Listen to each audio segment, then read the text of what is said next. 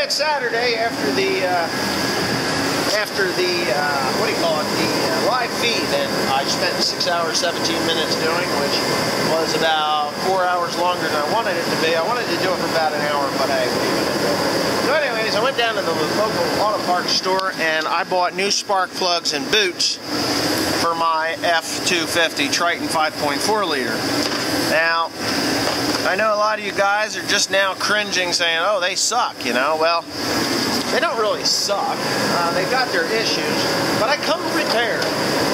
I come prepared in the fact that I know that quite possibly there could be a problem with the spark plugs breaking off inside.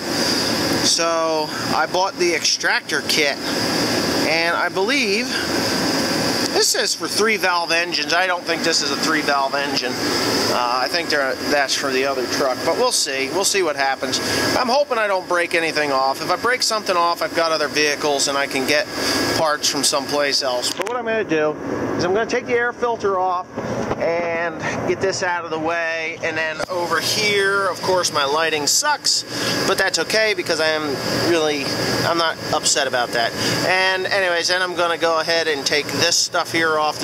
I don't think I need to take it off, but I can move it. And yeah, I'm going to replace the boots.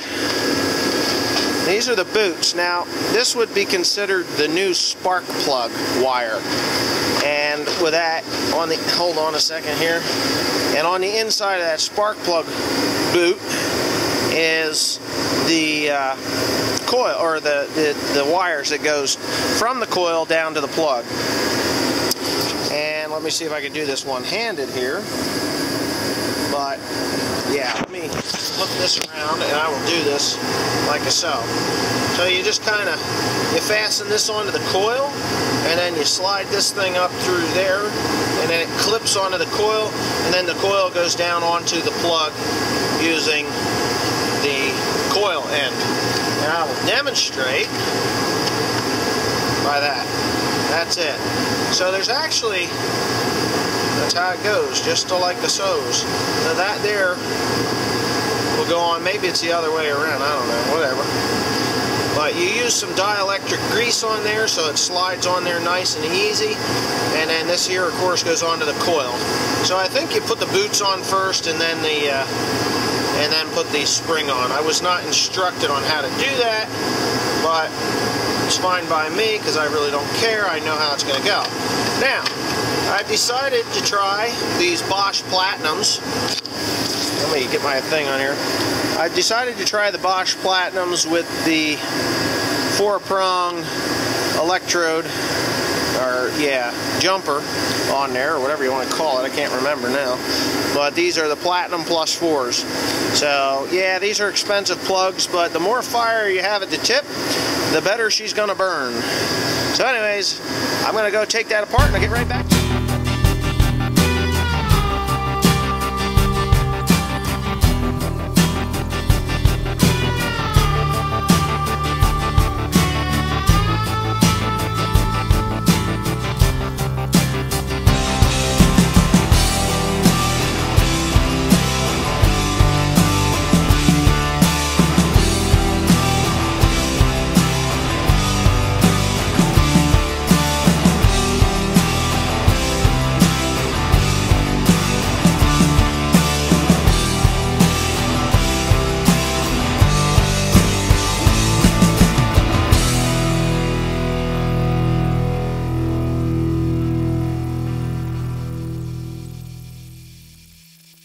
So I've gotten the first batch, or the first bank of spark plugs done, and I just want to show you what I've got here. The boots look fine.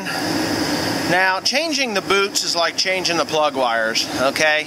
This is the insulation between the center of your wire and everything around the engine. That's what the function of the boot is. Now, these things can only insulate so long. It's just like anything else. After being bombarded with millions and millions and billions of volts, as it's running down this wire, or this coil, it starts to erode the boot. So just like your wires, they do wear out. Vibration, heat, and everything else. So when you change those, just changing those will be like changing your plugs. Now, that being said, like I said at the beginning of the video, that this is what I'm using. This is what I'm using in these. These are the Platinum +4 plug that I'm using, and the boots are Napa Eichlin, made in the United States. Thank you very much. USA made. Got to be good. There it is. So what I'm going to do is I'm going to put these old parts back in this box, and I will discard them properly, you know, the way I'm supposed to. But I do want to talk about these plugs for a little bit. Now, I'm not seeing a gap chart. Why in the hell is it? There goes the camera. I'm not seeing a gap chart. So I can't really gap them. They might be in the door, and I'm probably going to walk over there right now to see what the gap is. Usually that's information that's under the hood, but it could be here. I doubt it. It's not telling me anything. Wow. Now, it doesn't tell me anything there. So maybe somewhere somebody took the, it could be in the owner's manual, operator's manual, or it could be right here. I don't know. 4.2 liter, 7.3 liter. Yeah, that's funny. 4.2 liter HS diesel, 4.2 liter gas, 5.4 liter, 6.8 liter. So they pretty much cover everything. These are the old ones. I just put them there for now. And let's see what we got here. Fluid ounces, lubricant in the charge. And no, it is not telling me what the gap is. Get a load of this. I mean, we even got Arabic writing now. Isn't that crazy? Arabic writing on your fuel check shutoff switch, blah, blah, blah. And there's nothing up there. So, I don't know. This thing says I have a fuel tank of 44 gallons, which I don't believe. I really don't believe that. Certified to a maximum fuel tank. Oh, that's the maximum I'm allowed. Oh, here it is. 0.052 to 0.056. No other adjustments needed. Okay, so this is what I'm going to do. I'm going to go find an 0.052. I want to see how far out that plug is. So let me get back to you here in a second. Okay, so I don't have an 0.052 feeler gauge, but what I do have is an 0.029, and the next one down would be an 0.025. Okay, so if I press them together, that's going to give me an 0.054.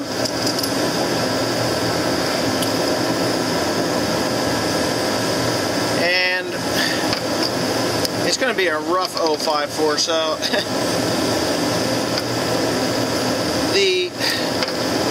I'm going to squeeze these together, see if I can get them in there. It's huge. It's huge, the difference. There's probably another 0.05 in there. So this thing is like 10 thousandths out, 10 hundredths out. But I want to show you these plugs and what they look like. They're just, I don't know if that even focused. Maybe I can get it to focus here, I don't know. Come on, camera. My camera's got a problem. As Woody's gamer tag had, Woody had said that my camera's a bit on the annoying side, which I agree, it is. But anyways, these plugs, the farther back in the engine, the more crap and corrosion. I don't know if you can see it. But you see how it's got like a square shoulder to it? That thing has really, and I don't think my camera's focusing because it's too small. That's just really gummed up with shit. So it's time. It was time to change them. So anyways, I got one bank done. They're in. I'm going to do the other side, and then I'm going to fire it up. So yeah, stay tuned. I'm not going to film anything else just after it's all back together in the initial fire up, and we'll see what happens. Alrighty, just finished up here with putting those spark plugs and coils back in, and I got to tell you, true to Ford fashion, the old 302, 460, 351 engines, that last spark plug on the left side was not a thriller to put in. I just got to say that. That sucked. Done worse jobs, but it just wasn't much fun. So just like the other bank of plugs, huge gaps. I mean huge gaps. Look at that. I mean, it's like a quarter of an inch of a gap, really. It's just huge. You know, back when I was a kid, a dime's thickness was good. That's what they would consider as good. But these things here, I only had one plug that was rusty, and it was on the first side that I did. I'll show you them later, like tomorrow or at another time. There was one of the boots that didn't seat properly over on the other side. These all were seated properly, but it was the back one on the left side here, or on the driver's side. All of these things, there were no surprises really, other than those plugs were really gapped far. Yeah, so what I'm gonna do here while I've got this hood up is I put everything else back, but I'm going to pull that engine, the dipstick on this engine oil. Now, I had just changed the oil in this thing, I don't know, before I went to Maine, back in November, I think. Yeah, something like that. It was back in November. And, you know, this oil is kind of dirty. I'm surprised, too, because that is AMSOIL. So, I don't know. I know I changed oil. I just put synthetic AMSOIL in it. But anyway, I'm going to start her up. See how well she cranks. There it is.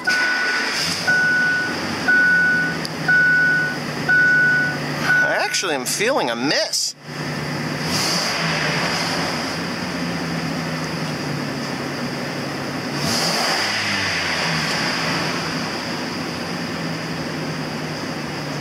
Not anymore.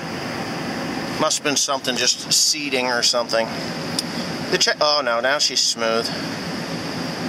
Running smooth at 1000 RPMs there, or 1000 RPMs. It should settle down. Should settle down around 5 or so. I don't know, she seems to be running pretty quick.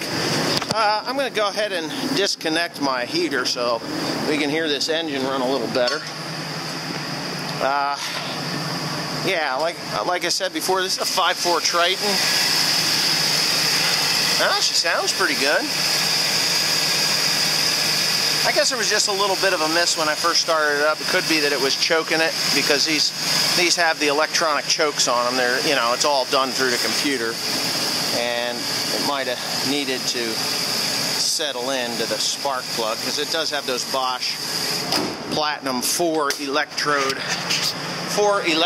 deals. So I'm gonna back the truck on out of here into the darkness of night. I'll back the truck on out of here and take her for a ride.